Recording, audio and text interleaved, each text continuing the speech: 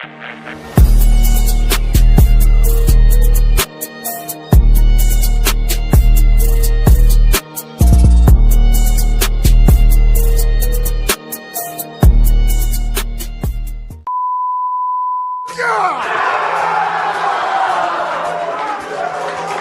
good enough for Detroit. But he can't bear what comes from Doesn't matter if you have one ass cheek and three toes. I will beat your ass. Here comes that pressure. Mayfield in the middle. It's intercepted. It's Derek Barnes. Seattle's got to make a stop. Amon-Ra St. Brown's going to throw it back to Goff. Who had that on the bingo card? And a second. Oh, here's a little trickery. St. Brown back to God. Lee Flicker's got Laporta wide open. Sam Laporta foot race towards the end zone. Diving touchdown. Unreal. 52 for the win. It is just good. Just inside the upright. Jake Bates, hometown hero. And the Lions have come all the way back. Here comes the heat. It's Hutchinson again. Number 3, the hat trick for Aiden Hutchinson. Blocked there by Zylstra. It's caught by Jamison Williams. There he goes. Foot race with Miller. Foot race with Savage. That is 6 for number 9.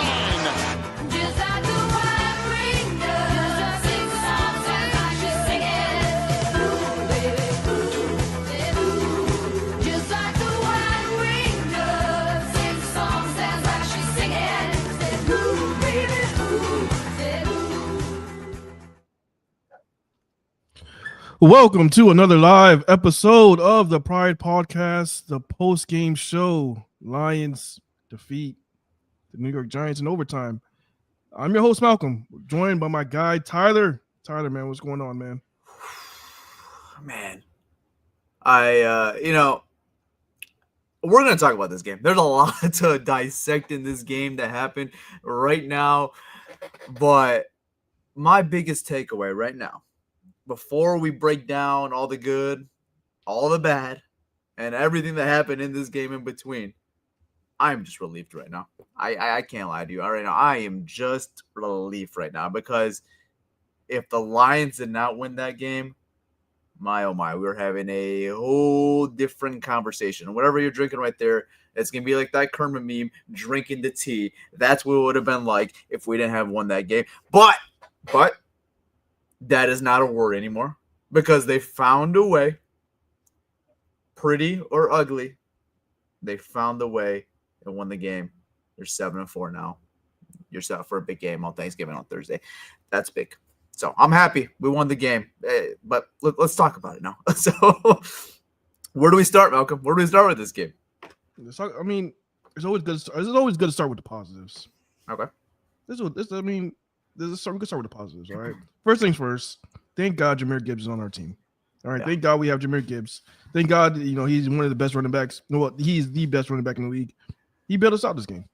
I mean, just his talent alone bailed us out this game. This is a game that didn't look good for Detroit. Offense, defense, just didn't look good. I mean, we gave up 517 yards, total yards to the New York Giants and Jameis Winston. So thank God we have Jahmyr Gibbs because he bailed us out. Also, thank God we have Jake Bates because Jake Bates, yeah. That 59-yarder was clutch. Yeah, gotta tip your head off to that, man. Yeah, I mean, I agree with you. But positives, the one big takeaway, Jahmyr Gibbs. My goodness, man. Can we wear the black unis every game for that guy? Every time we wear the black uniforms for Jahmyr Gibbs, he has a ball game, man. Every single time we wear those unis, man. He was absolutely unbelievable all day today.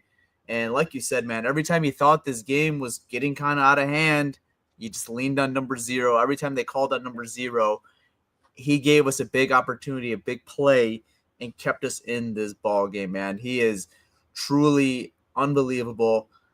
And, just from start to finish, man, from his first touchdown to his last touchdown, man, they were all very, very big. And it gave this offense and gave this team in general a big momentum boost whenever they needed it. So, shots to Jahmyr Gibbs. He was absolutely phenomenal. And then, like I said, man, shout out to Jake Bates, man, because none of that's possible if Jake Bates doesn't kick that field goal. And it was close. It reminded me of that Houston game a little bit when he was literally making out with the goalpost.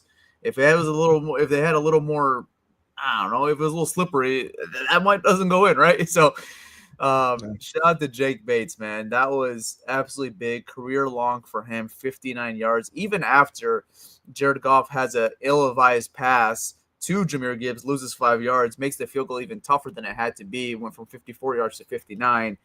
Doesn't matter for Jake Bates. He comes up absolutely huge. Big kick, man. You need those type of kicks for big moments like that. I mean, points matter. Points matter at the end of the day, and that was a very, very big kick for him. So, okay, that's the positive.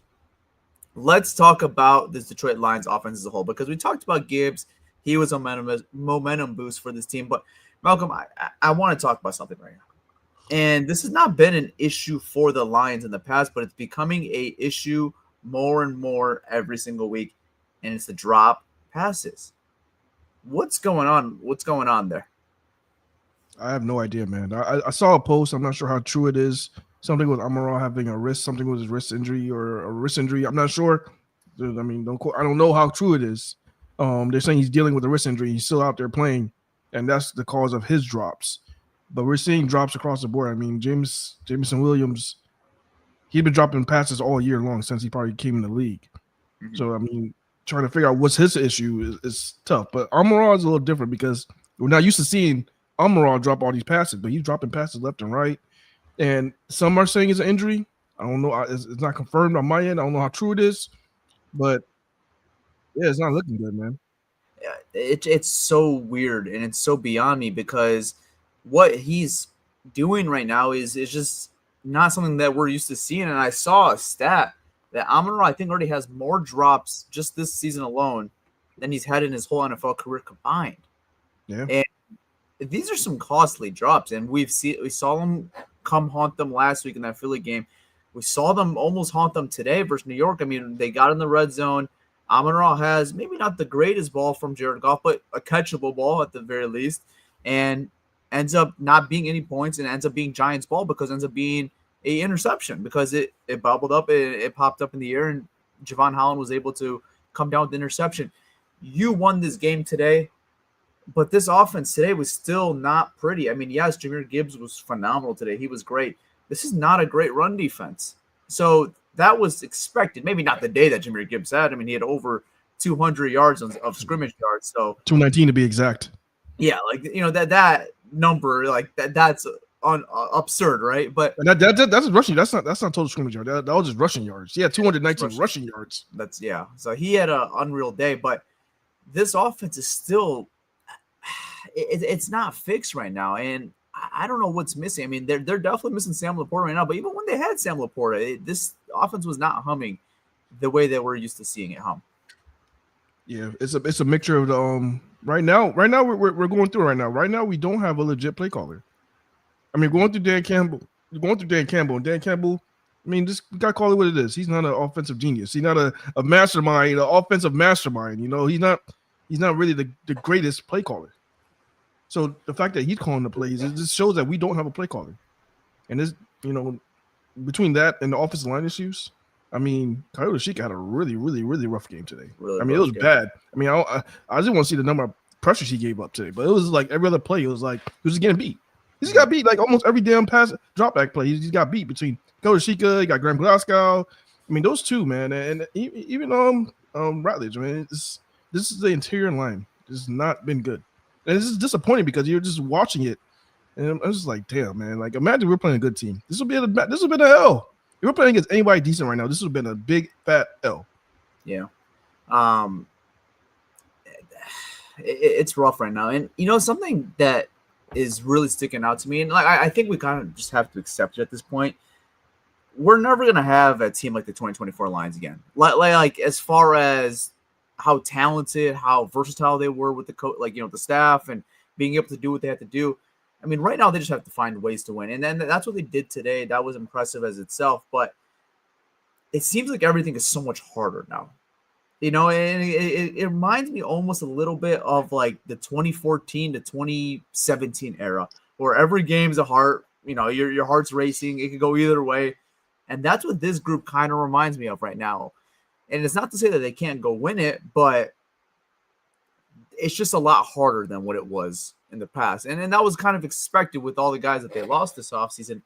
But something that is a little not conventional of the Lions and not Lions football, even with the losses of Ben Johnson and Frank Ragnow and Kevin Zeitler and all those guys, one thing we're not doing as great as we did in the past is spreading that ball around. And that was something that made the Lions so good and so creative, was being able to spread that ball around. And we saw a glimpse of it in that Washington game a couple weeks ago when Dan Campbell first took over the play calling, where everyone was eating. It was Jameson Williams, it was Amon-Ra St. Brown, it was Jahmyr Gibbs, it was Sam Laporta because he was playing that game. And it feels like right now, if Jahmyr Gibbs or Amon-Ra St. Brown are not fully on, or at least 90% on, this Lions offense is going to struggle. And we saw Amon-Ra St. Brown was good today. The numbers look good, but, you know, wasn't himself with a couple big drops.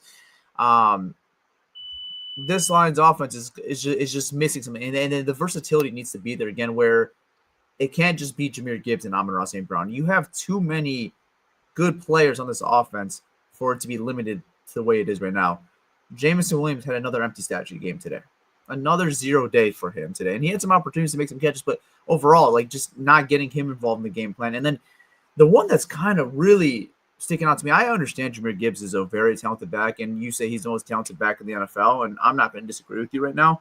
But David Montgomery needs to be involved more in this offense. He is too good of a player to not be involved more into this offense. The guy's a stud, and we've seen it here before, and I just feel like we're not using this offensive ability to its full capability with all the guys we got. I love Jahmyr Gibbs. I love Amon-Ra St. Brown as the next person, and they need to be the main focal point, but you have to have your secondary pieces come up more in this offense as well. Yeah, I mean, as far as David Montgomery, this game, I get it on why his outtake as far as an offense wasn't that high. I mean, you have one guy averaging 14.6 yards per carry. All right. You got one guy averaging 14.6 yards per carry. You have another guy averaging 3.6 yards per carry. So who would you want in the game more? I mean, the answer is pretty clear and obvious. You want Gibbs in the game more. Yeah, more that tricky. Yeah. So I mean, this game I get it. But as far as like you're saying, man, spreading the ball around, it's crazy. I mean, you have Amon-Ra with 13 targets. This is receiving targets. 13 receiving targets. Gibbs with 12 receiving targets. And nobody else has more. I mean, the next best person, you have Brock Wright at 4. He's the highest. Everybody else has 2 targets, 3 targets, 1 target. I mean, they drafted the guy Tesla. Well, that's third round, right? Dropped him in the third round, right? And they traded a lot to go get him. It wasn't like they just sat back and took Isaac Tesla. They traded up to go get this kid. Yeah, 1 target. Like this is, I don't get it. I don't get the way they're using his offense, and a lot of it is the play calling, and making these guys getting plays for these guys. Jameson Williams, he had 3 targets but 0 catches, man, 0 yards. These guys are too talented to have an offense like this. And I get it. Amon-Ra St. Brown and Jahmyr Gibbs are your 2 best players, but they should not be getting almost 30 targets, 30 receiving targets just between the 2. Right. Yeah, like that's insane. But I mean, they did what they had to do to win this game, because I think if they didn't feed those guys, they probably don't win this game. Just the way the game was going. I mean, the offensive line stinks. Right.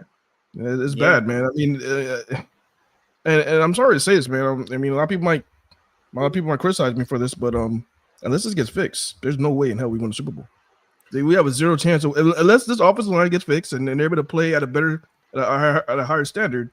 There's no way we win. There's no as of right now, the team is not a Super Bowl winning team. There's just no way it's happening right now. Now, can they fix it and get better as the season goes on? Yes, it's possible. But if they keep playing like this, I'm just giving you guys expectations now. If they keep playing like this, it's not happening. This is not going to happen. No, it's fair, right? And like you said, at least it's November 22nd, whatever the day is, right? You still have time to go correct this, right? I don't know if they have about a month to go correct this, right? Yeah, about a month. And the optimism of it being fixed is probably not very high right now because it's not like you just could go out there and go acquire a guy right now. Like this is kind of the guys you have right now. But I mean, for one, they have to play better. That's obvious, right? And for two, would I hate a little personnel change? I wouldn't. I like if they want to try something different because Coyote Ashika's maybe not cutting it right now. I don't hate that idea. If it's the rookie Miles Frazier, if he's ready to go, maybe throw him out there and just see what he could do. Because this was a guy that some draft scouts and draft experts, right? They thought this guy could be a potential day 2 pick. He had the injury, ends up falling all the way to the 4th or 5th round for the Lions. Lions scoop him up. So maybe that could be a fix. It's hard to be confident in a 5th round, a third day pick, right?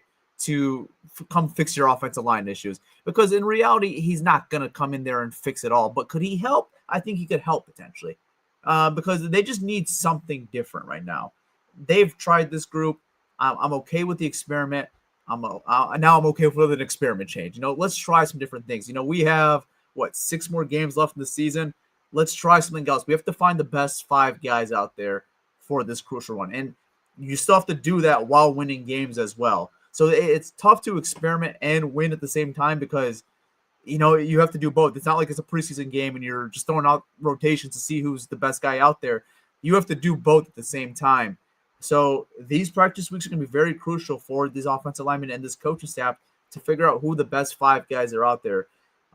If it's Coyote Ashika, it's Coyote Ashika. But I like to believe there's another option that's better than that in the system right now. And I'm hoping that it could be Miles Frazier, the rookie. Yeah, I don't know, man.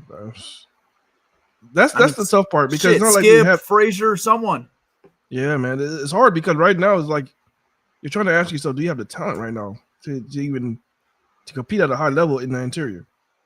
That's the question right now. Do you have the talent? Like, are these guys capable starters to hold that position? That's the question I have right now, especially when you're playing against these better teams. Like, we're going to play against Philly. If down the road, if you want to win a Super Bowl, you're going to play Philly again. Yeah. And is that interior line going to be able to hold against Philadelphia's defensive line? Yeah. I don't know. It's tough, man. It's tough. It's just right now, the way they're playing right now is a struggle. Thank God we got past this game. Because if we would have lost this game, I would have been saying much more stuff because that's just inexcusable. I mean, dude, if you lose this game, it's still tough going forward, but you lose this game, you're sitting at 6-5 right now. Yeah, 6-5. Chicago just won another game today too, so they'd be at 8-4, 8-3, whatever they are, 8-3, I believe. Like, you are slowly not even trying to fight for a division anymore. You're trying to fight for a playoff spot at this point right now. Yeah. And you still are at that point where you're still fighting for a playoff spot. But if you lost this game, your chances of getting in there just increasingly make it difficult to get in there. So that was big just to pull it off. But going forward, man, got to clean it up, man. And you got to go out there and win these games. They won it today. That's big. It's the NFL. You're never going to say, you're never going to look back at it and say, we're okay. You need wins in the NFL. And they were able to pull that off today. So I'm not taking that against them today. But the product needs to be cleaner because you're playing some better teams going forward. You got Green Bay, a big division game on Thanksgiving. You got Dallas, who's a very high-powered offense. You got them going in 2 more weeks. So this has to be corrected. It has to be cleaned up very, very soon. But again, no complaints. You won the game. It is what it is. So let's talk about the defensive side of the ball now. What'd you see from this defense today? Because I thought today I expected a little bit more, but it's the Jameis Winston experiments, man. That's one guy that just does not give a damn. He's going to sling that ball, whether he throws 10 interceptions, 15 interceptions, 20 interceptions. He can do it all in one game. Jameis Winston is one of the most incredible players I've ever seen in my life. And it's not just from talent, his personality and the way that he just takes the game on. He is incredible. He is a true one-of-one guy, is Jameis Winston. And we saw that today. He gave this Lions defense some troubles today. Yeah. I'm not sure people saw, many times I said, if there's one player I would want on this Detroit Lions team that's not like a superstar, it'll be Jameis Winston. I would, because he just fits like everything that somebody that'll just be on this team. Like he fit like he has everything that fit this team. So I would have loved for him to be on this team as a backup quarterback and just having him in locker room. I think that would be pretty awesome. But yeah, and they look good as far as defense. Because usually the defense, we in the past would say the defense held us down. They had X amount of stops. They haven't gave up a 300-yard passing receiver or quarterback. Yeah. But this game was completely different, man. Jameis was Winston and that Giants. The Giants. Do you know the name of the coordinator? But he completely shredded our man coverage. Completely shredded it. They knew when we were in man coverage and knew how to attack it.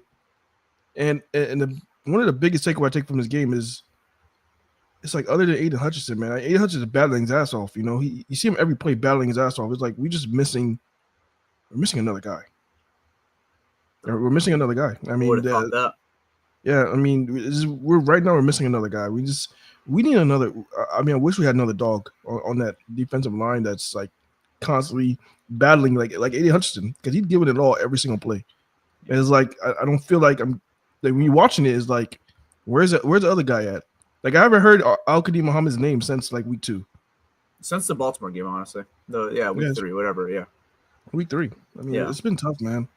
He definitely needs help. But yeah, they're able to attack us more than way more than any other team attacked us. This defense. Yeah, no, they gave us some issues both in the passing and the running game. Something the Lions usually have their identity on defense is that we're going to stop this run and then the passing defense comes next, right?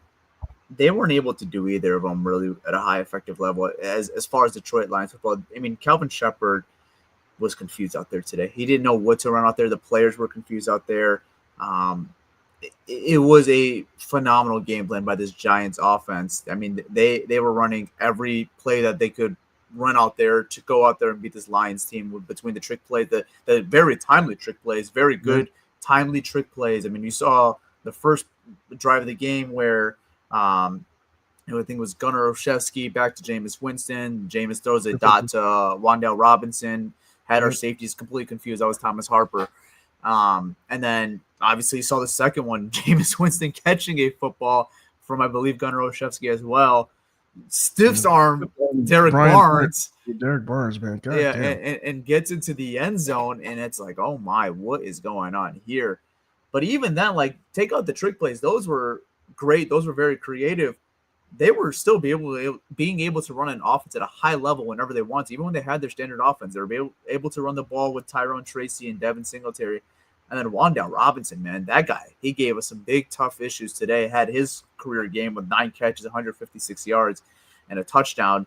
They just didn't have an answer for him. And it was tough out there, man. They looked really confused out there. And it was great that they got the stop when they got the stops. They got some very big stops at the end of the game where the fourth quarter, they went for on 4th down on the goal line. They were able to get that stop. And then obviously in overtime, Aiden Hutchinson finally got home and finished the deal. But I mean, Jameis Winston looked very, very comfortable out there. I thought he had a lot of time in the pocket.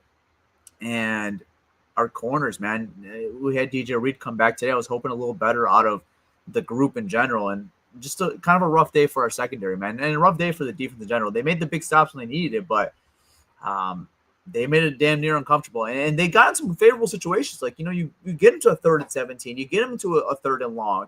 But they were not able to just get that stop and finish the drive off. And Jameis Winston, time and time after again, if it was with his legs or a big-time throw, he was able to make a big-time play and give this Giants team a chance to go out there and pull a big upset off against the Detroit Lions.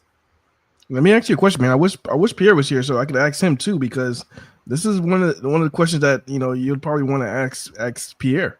That play when the Giants, they were up 27. They were up. It was 27-17, I believe. No, it was 27-24. Okay. And they could have kicked the field goal. Oh, the 4th down. The 4th down. They could have kicked the field goal. Could have went up by 6 and made it a 24-30 game. But they decided to go for it. Was that it? how do you feel about that call? Was that because they could have probably won the game? They would have won the game. Well, because we would have gone for on 4th down instead of sending Bates out there for the game time field goal. Yeah. In the live time, if I was a Giants fan in that time, I'm 2-9 right now. I honestly don't hate the call of going for it. I mean, my offense has been moving the ball at will all day today. I don't mind just going out there and say, hey, let's just go end this game because a touchdown, it's over. If you get the touchdown, it is over. Especially now with the new kickoff rules where it seems like teams just start up basically on the 40-yard line now or 35-yard line. Like, you already gifted such good field position off these kickoffs. I was scared of when there was 28 seconds after even Bates made the field goal. I'm like, this game is not over because it's just one bad penalty or one big pass. That's what I'm talking about. One pass interference. Yeah, it's over, man. And it's like with the new kickoff rule, I'm 2-9. Like, I think context matters, and in that context, if I'm a Giants fan and I see from Mike Kifta's standpoint, I probably would have gone for it too, man. Like, let's go upset these Detroit Lions. We're 2-9. Why even give the offense another opportunity to crack a bit? Because if we score this ball, the game is over. But if we go for a field goal, yes, we have a 6-point lead, and our defense has been playing well.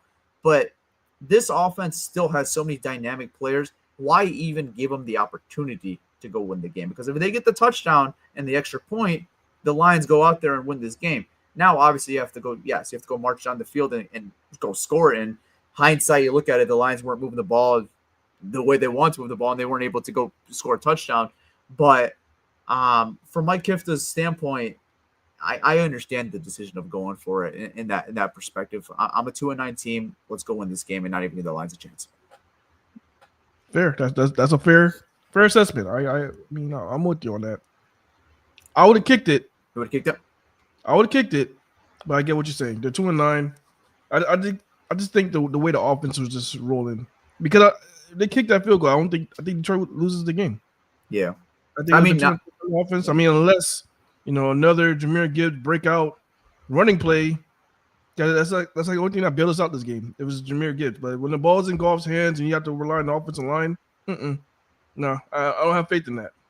Yeah, thank God we have Jahmyr Gibbs. The thing is, you probably don't even get to run the ball in that opportunity anymore, though. If they kick the field goal, I mean, you're talking about what is it? About a little over 2 minutes, 2 timeouts, I believe. I think they only had one timeout. Yeah, one time. So like the running game is completely out. It's on Jared Goff's arm.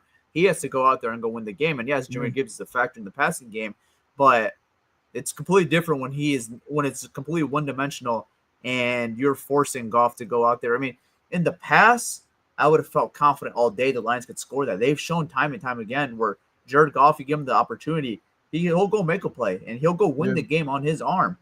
But with this offensive line play and the way our pass catchers have looked so far, it's not like how it used to be in 2024 or even in 2023. Yeah. It wouldn't have been good. We would have lost the game, but thank God they went for it. Thank God they had nothing to lose. And thank God. I was scared. I was scared they were going for it, man. When they went for it, though, like I thought they were going to convert it, man. It was close too. It wasn't like it wasn't like we got pressure right away and got a sack and we got the field position. Like we earned that. I mean, we had to earn every single one, and the defense was getting gashed that drive. So that's why I don't mind it from the Giants' perspective of going for it. I mean, they were getting gashed all game, man. Exactly. They were 519 yards, bro. Exactly.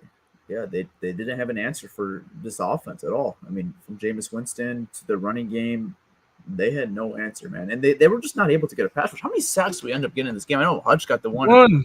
Is that the only one? Is that the only one we got? Was that one at the end of the game? That's the only one we got was the one sack. Yeah, so in 4 quarters, they got 0 sacks this game. And we'll get the pressure. We'll get the pressure numbers tomorrow, but I'm not expecting a high number out of that either. That statistics either. I mean, they were not able to pressure Jameis Winston at a high level. I mean, and credit to the Giants too. I mean, they played clean football too. I mean, I don't think they had many penalties. I think they had like 2 or 3 penalties all day. They played very clean football. And this Lions defense was just not able to cause a pass rush. And that's another problem where, man, we've seen it inconsistent, man. Like some games it looks great, some games it doesn't. And when it seems like they don't get that front four, and you can see this by any team, it's just it's so hard on defense when you're relying on your corners to cover for so long. I don't care who the receivers are. They're going to get open eventually. So these guys have to create some type of pressure, man. And I'm beating a dead horse right now. I know I am. I'm not going to even tell you I'm confident, but I'm going to just hope. I'm going to go sign of the cross right now. I'm going to hope these guys that are potentially coming back, they haven't shown that they could stay healthy.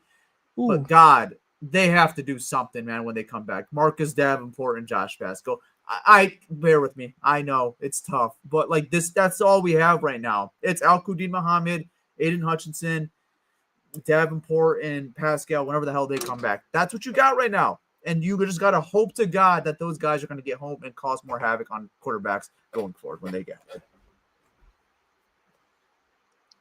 Yeah, I don't. I mean, hope Josh Pascal maybe.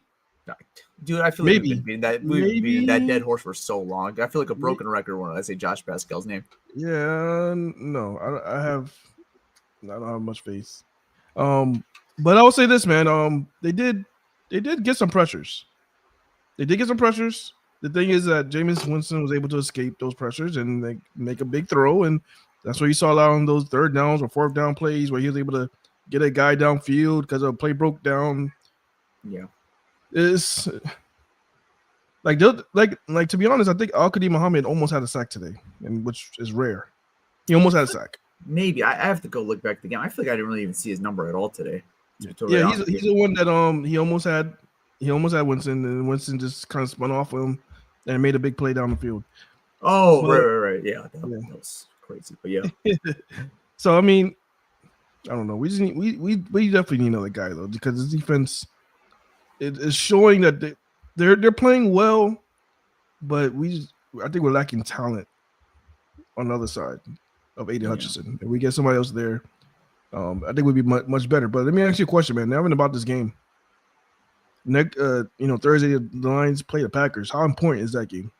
Oh, it's is that like a must win? 100%, 1,000%. I mean, you cannot fall at 1-3 in the division. If you fall at 1-3 in the division, the NFC North chance is very slim.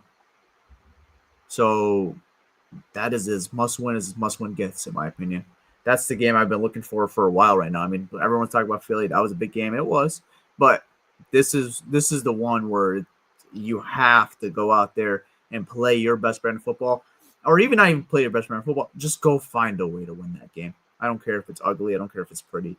You have to win that game Thursday on Thanksgiving.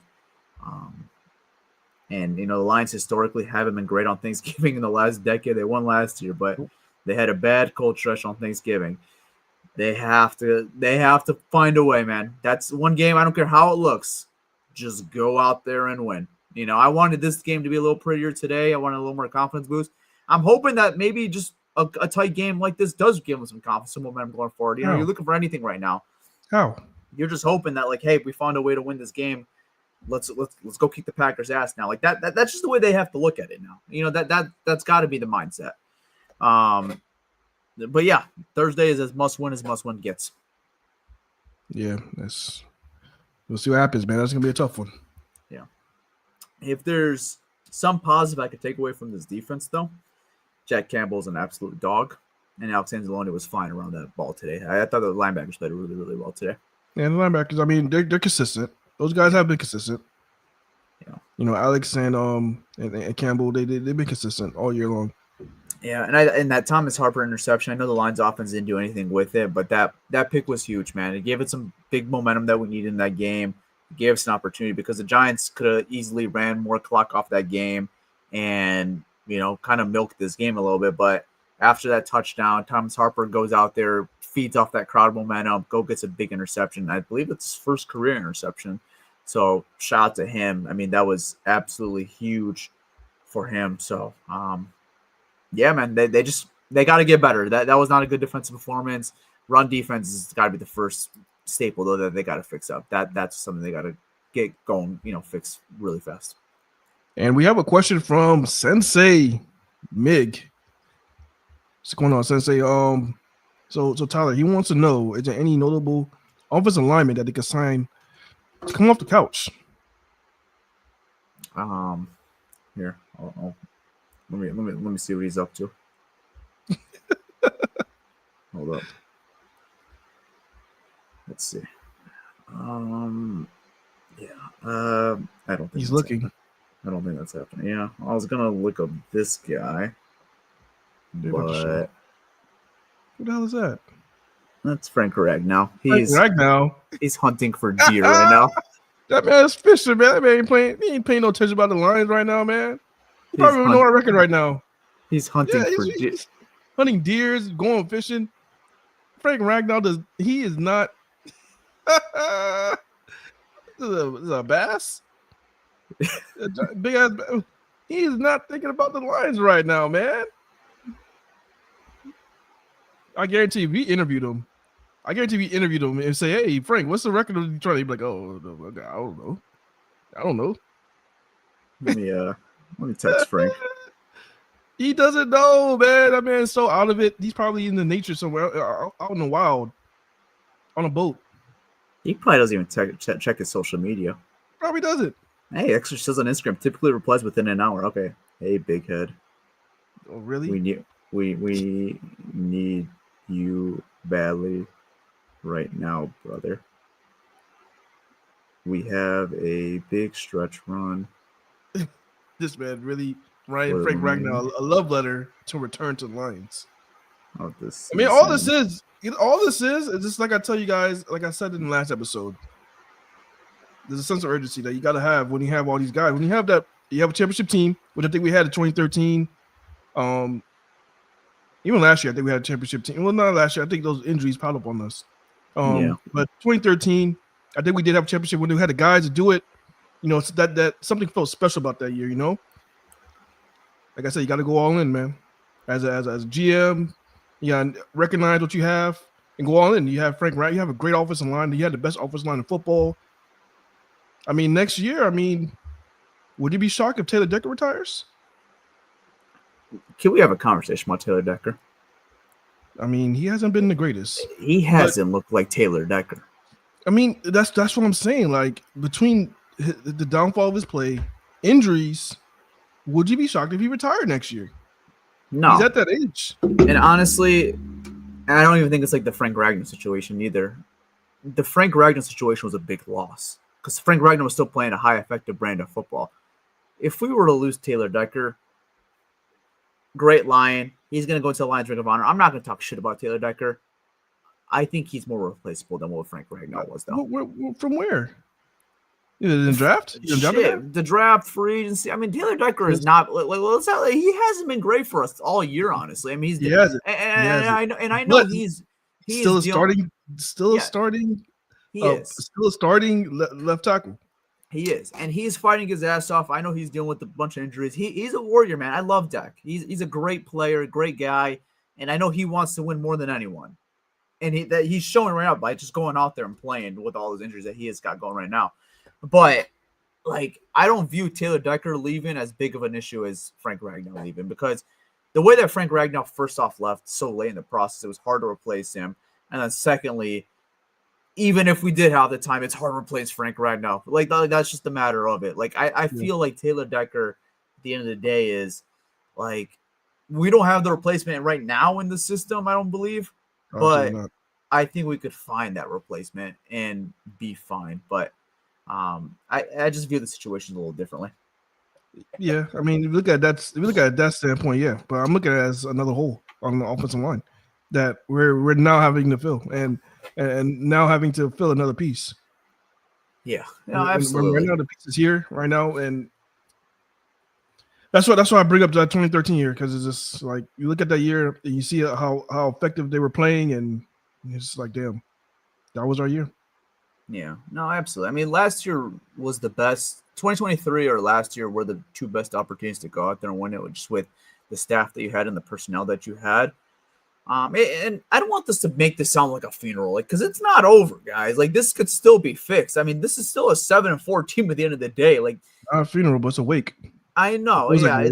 It's a viewing before the funeral. That's what it feels like. I will say it's like, yeah, it's not going to be as easy. It doesn't look as easy. It doesn't look as pretty as it does before. But, if there's one positive to take away, I watch a lot of NFL football. there's not a lot of pretty football out there right now in general. They're like even the team we lost to last week, Philly, they're one of the top contenders right now. I don't view them as some juggernaut that we can't get past them. I think if we matched up with them again, I'm not going to say confidently we win that game, but I'm not saying we lose that game either. I say we have a good ball game. Let's see what happens. LA Rams, good football team. I think we can compete with them. Like in the AFC side too. I just don't see anyone in this NFL right now is a true juggernaut, and that's including your Detroit Lions, because last year you were in that conversation with the juggernauts. You're not there anymore. I just don't view anybody in the NFL right now as a complete juggernaut. So it is completely up for grabs right now, and you're 7-4. You have a chance at the table to go out there and win this. Is it going to look pretty? Probably not.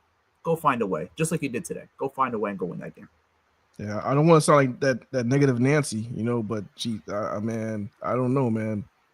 If you you feel confident, like, hey, we play Philly again, maybe we have a shot. I think there's a chance. I don't think we lose. I'm not gonna say we're gonna lose this game. I'm not gonna say we're gonna win the game either. I'd say there's a chance. And Sente's right, man. This is the Cardiac Cats, man. They're back. I tweeted that today. It's the Cardiac Cats are back today, where your heart's beat racing at a 1 p.m. game. We don't have any more 1 p.m. No reason, man. Why are we going through this again? That was 2016, 2017 Lions. That they were the Cardiac Cats for 2014. You could throw that in there as well. Didn't matter who they're playing. It was going to be a close game regardless. And they usually found ways to win. But why? They were always going to find it. Who was our coach? Jimmy Caldwell. Yeah, that's true. I thought I was gonna say your boy Matty P, but no, Matty P was just ass. That wasn't Cardiac Cats. There was nothing there. We just didn't win games. I mean, there were some tight ones in the early areas, but those are Jim Caldwell's teams basically. He just had the carryover. Those are just losses. Those are just ass. All right, yeah, you know what? You're right. That is the Jim Caldwell area. No, Jim Caldwell is the Cardiac Cats. No, Matt Patricia's just ass. It's not good. It's just ass. It's bad football. They lost. They lost. And as Sensei said, here, yeah. It was eternal pain and suffering. Yeah, that's when we were thinking about the draft in October. I mean, it was Halloween. It's like, hey, Halloween, shit. Who could go get up? Who could go generate pressure on the other side? Fuck, we still haven't got a pass rusher since that era, huh? Yeah. Isaiah Hutchinson. Let's answer this question, because this is a good one right here. Yeah. Will Miles Frazier make a difference? I think there's a chance. I'm not gonna go out here and throw out some faith out there and make it seem like Miles Frazier is the savior for this Detroit Lions offensive line, because that'd be chaotic, right? That's not rational. You can't go out there and say this guy's going to be our savior. He was a day 3 pick. But do I think there's potential there? Do I think there's an opportunity there once he gets healthy? I mean, he's practicing right now. He should be back. Maybe back this Thursday, or maybe the following Thursday versus the Cowboys. Like, he's going to be back very soon. What's his role going to be? I don't know. But could he make a difference? No, he's not even going to start. I think there's going to be an opportunity for him to start eventually, though, this year. This year? Let me ask you a question. Is Chris Mahogany coming back, or he's out for the year? They said he could return late December, potentially. Late December? Oh, shit. He's out for the year. Yes, he's going to be out for a while. I mean, there's a chance, he misses the year, but he might be back. So, I don't know.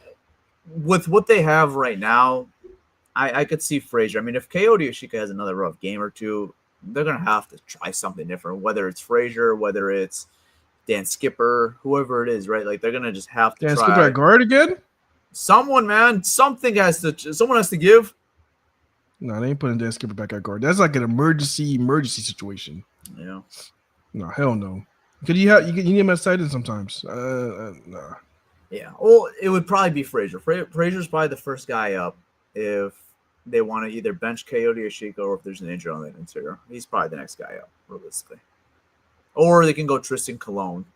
He's a guy that has some guard and center experience. We've seen him step in a couple times when some of our guys have gone down in the game. So that's another option. He's starting this league. I can see Mahomes, Cologne back there. He's not because I just don't see them putting Miles Frazier. Just throw him in the fire. He hasn't played all year. They did with Mahogany last year. Did it? I mean, he stepped in week 16.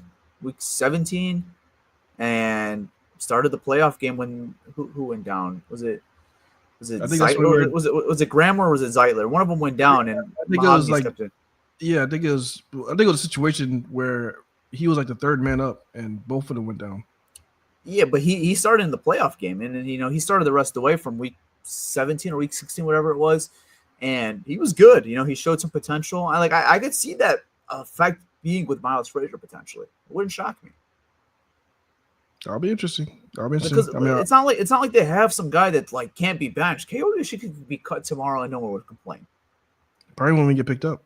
He could very well clear waivers and be on your practice squad waivers and be right back in the practice squad. Yeah, that's what I'm saying. So like, it's not like they have some like staple out there like that. Doesn't have an opportunity. Like, he has an opportunity if he has good practice. That just shows this is bad. That just shows that this is bad. That's how bad we are. That's how bad it is right now. Yeah, it's what we have. It's just what we have right now. I could go back to the deadline and say I wish we got a guy, and I wish we did, but there's just no point of moaning it, and because it's over and it's not possible. So it's like, just gotta deal with what you have right now. I feel like. Yeah, I'll make the best of it. I don't know how far that's gonna take us, but make the best out of it. But if we do come up short, that's gonna be the reason. Yeah, because our O-line sucks. Yeah, it's gonna be a big reason people are gonna circle back at certain dates, of when decisions could have been made. Between that and the play calling, man, what could fix the play calling? Like, this is bad. This is bad. Yeah, like, I feel like we don't have an OC. Like, this is bad. Yeah, I mean, yeah, it was bad. Yeah. I got nothing. Because it's like you saw Dan Campbell, he looked amazing the first time he took play calling. It's like, wow, maybe. And it's like, now it's like, all right, everybody just has a film. There's nothing there. There is this offense. There's nothing there. This is like, oh, thank God we have Jahmyr Gibbs. That's all this offense is. Thank God we have Jahmyr Gibbs. Yeah, you're not gonna know see mid-season. Like, that's just not how it works. That's not happening. You just gotta hope the players play. I mean, that's the end of the day. That's what's most important. These players gotta play. Like, they gotta make the plays. They can't drop the ball. Like, that's not the play calling. That's not offensive coordinator. Like, you just gotta make big plays. And it's a little bit of everything right now. Play calling hasn't been phenomenal. The players haven't been playing well right now. There's something a little missing right now between everything in this offense right now. So, sure. Is this a good idea? This motherfucker I don't think he ever called plays a day of his life, but it's like, is this our best option right now? Right now, like, honestly, everybody knows I live in Miami. I am hoping the Dolphins fire Mike McDaniels. That's what I'm hoping. Hoping they fire him, and if he does get fired, maybe we could give him a call. I think he's a phenomenal play caller. Yeah, he's a phenomenal play caller. He's a smart mind, young talent. I think he'll have our offense booming.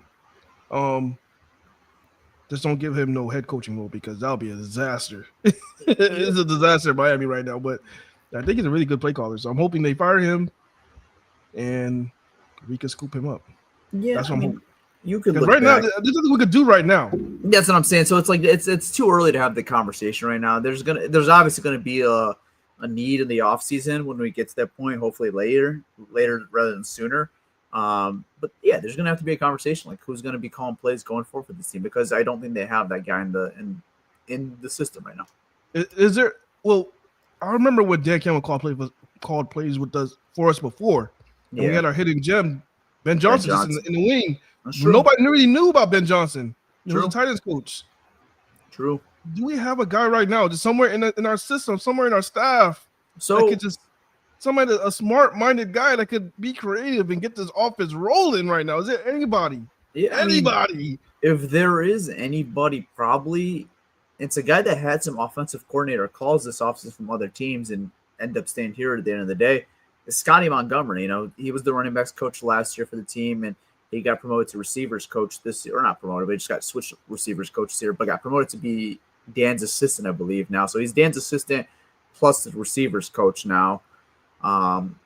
I know he has a big tell on the play calling already, or like, at least getting the plays involved within the week. But could he be a help maybe calling plays? Like, there's not a good answer for me. I'm not going to have a good answer for you guys. They're going to have to figure that within themselves. They tried John Moore, and that obviously didn't work out well. Dan Campbell has tried it himself now, and it's been a 3-game experiment now, and it's seen some ups and downs with him, mainly more downs outside the Washington game. So they're going to have to figure that within the system. Is it going to be Dan Campbell the rest of the way, or is it going to be a guy like Scotty Montgomery or a guy like Hank Fraley, or shoot, I don't know, man. Whoever that guy is always in the background of Dan Campbell, who we thought was Tanner Engerstead for the longest time, who ended up not being a Tanner Engerstead, and he's still always. I still see him every game. Maybe it's him. No, I don't know. Maybe he's the genius that could fix this. I don't know. Oh shit, man. Oh shit. The only part that's worrisome right now is that, we are at November 23rd right now. Like, time is our biggest worry right now. This is not September. This is not October anymore. We could go figure this out, fix this. Like, this is what you got right now. So there's only 6 games left, man. There's not enough time. It's go time now. That's what I'm saying. There's not that time's against you right now. Time is your biggest enemy right now. It's not your friend right now. They need to figure this shit out this week against the Packers. They need to figure it out and take it down the stretch, because these games, these are not cupcake games. You're talking about you lose 2 or 3 of these games, and right now you're asking yourself, does this team even make the playoffs? Yeah. You lose 2 of these games, this team might not even make the playoffs.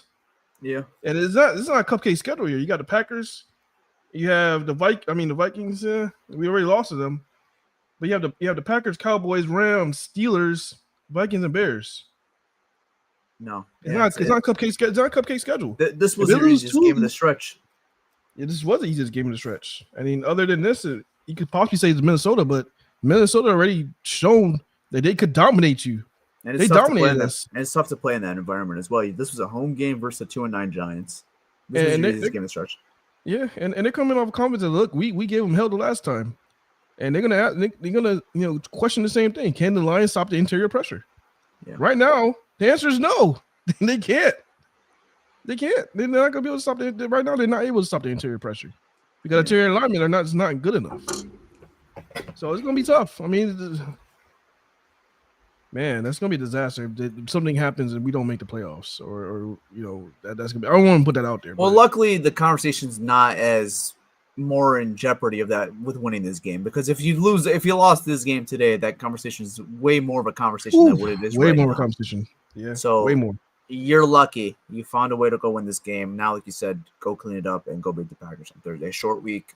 You got to go clean it up, and you got to win it, man. You're at home. They whooped your ass week 1.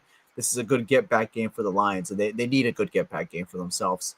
And that could be the one game where, like, hey, we win a big division game, a game that meant a lot on Thanksgiving on national television.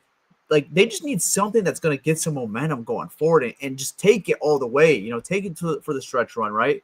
And maybe that could be the Packers game. Like, they just need something that could get them over this edge right now, because they're just like they're finding ways to win, lose. There needs to be some consistency where they're just going forward on a straight edge where we're confident going forward.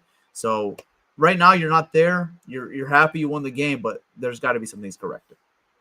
Yeah, definitely. We definitely got to get some things corrected and get the ball rolling, man. Got to get the ball rolling. Yeah. All right. We want to do Oopsy Doopsy and Baller of the week and then head out of here? Let's do it. All right. Well, you have the easy job. Baller of the week. Yeah, this is going to be easy. I mean, I only have to flip a coin this time. This is going to be Jahmyr Gibbs. Jahmyr Gibbs is going to be the baller of the week. For the Lions, maybe baller of the year. Because he's just been balling. He is the guy that bailed us out this game. If we didn't have Jahmyr Gibbs, this probably would have been a loss. He's a very dynamic player. Like I said earlier, the best running back in the league. And yeah, 219 rushing yards. I think he had 45 receiving yards. Total of 4 touchdowns, 3 touchdowns. He's the baller of the week. Jahmyr Gibbs. Okay. Oopsy Doopsy the week. And that's 3 touchdowns. I'll take that back. He had 3 touchdowns. There's still hat trick. Yeah. Oopsy Doopsy the week. I really don't know where to go with this one because there's a lot that you could pick from, and it's not like one individual guy or one individual performance. You know, we did have Vilma and Kenny Albert. I didn't think they were that bad today, honestly. Yeah, they didn't piss me off. I mean, the game pissed me off more than anything. Yeah, they didn't piss me off. I really don't know where to go with this one. I don't know because Really? where do you go with this? I'm trying to think of options. one. You have options. I think that's why you're confused because you have options.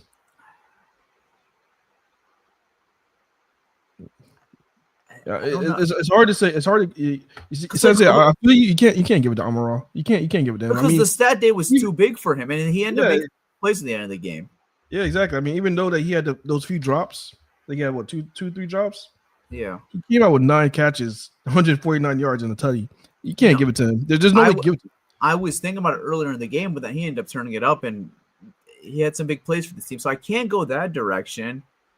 I mean, do you want me to give you some options and then maybe give me some options? Yeah, maybe help me out. I mean, I'm like thinking maybe Shep or let's do this. Let's just start with we could go with offensive line. That's always an option. That's always an option. The offensive line. If you want to go single, you could go Kaidi Shika because he was pretty damn awful today. Okay. If you want to go Dan Campbell for just for calling plays and being a play caller yourself and just being I didn't see him with the glasses. Was he calling plays? He was calling plays. Did you see him with glasses? I think at some points he had him on, some points he didn't. So he probably just took them on and off. He leave it on. That's probably what it was. I didn't notice the glasses today. I was like, wait a minute. Yeah. I think the play calling was bad. I think the offensive line was bad. Kelvin Shepard, he's been great, but this defense kind of sucked ass today. Yeah. Come to give up 519 yards. So that's bad enough. But they made big plays when they need the big plays. When they need this, when they need to stop, they got the stop. You know. They did. I might have to go with Derek Barnes for just giving that touchdown and stiff arm to James. Oh my God, that was bad. That might have to be it. That was bad. I might have to give DB there. I'm going Derek Barnes, I think. Damn. Yeah, that was rough.